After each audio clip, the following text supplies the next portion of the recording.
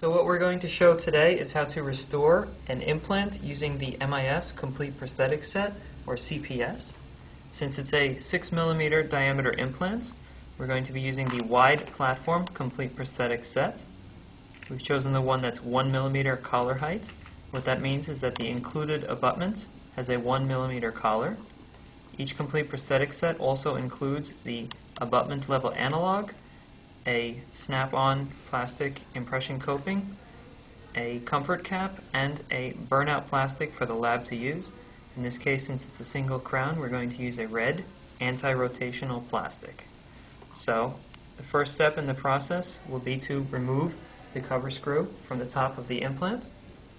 We're going to be using our 0.05-inch hex driver, just like the one that's in our surgical kit, to take off the cover screw.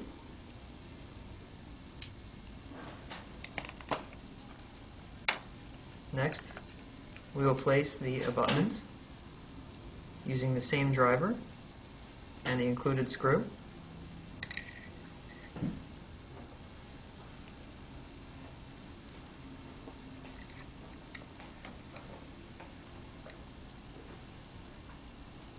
It is recommended to keep the flat side of the abutment towards the buccal wall.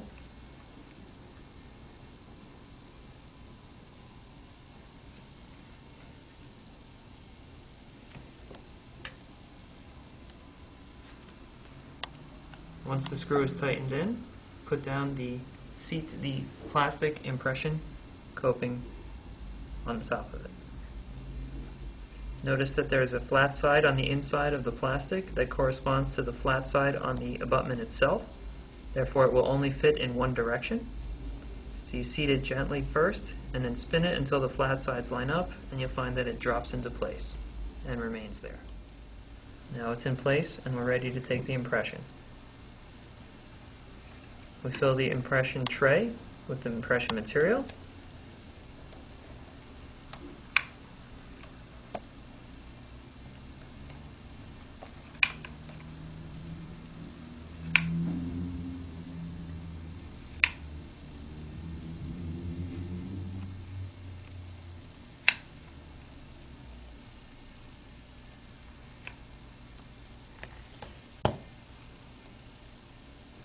And place it down over the plastic.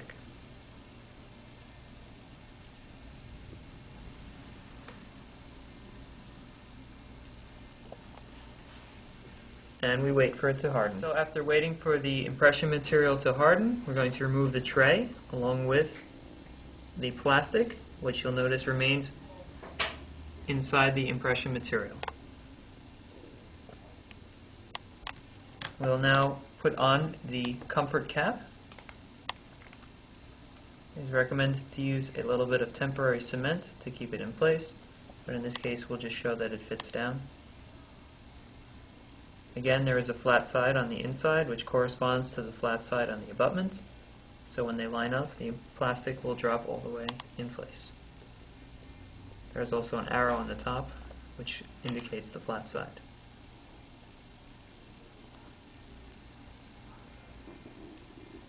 Meanwhile, we'll be sending the impression material and the analog and the burnout plastic, the remaining pieces from the Complete Prosthetic Set, to the lab. We'll show here that the analog is inserted into the plastic piece, as always aligning the flat side so that it will fit into place. From here, the lab will create a stone model where the abutment level analog protrudes in the same manner that the abutment is in the patient's mouth.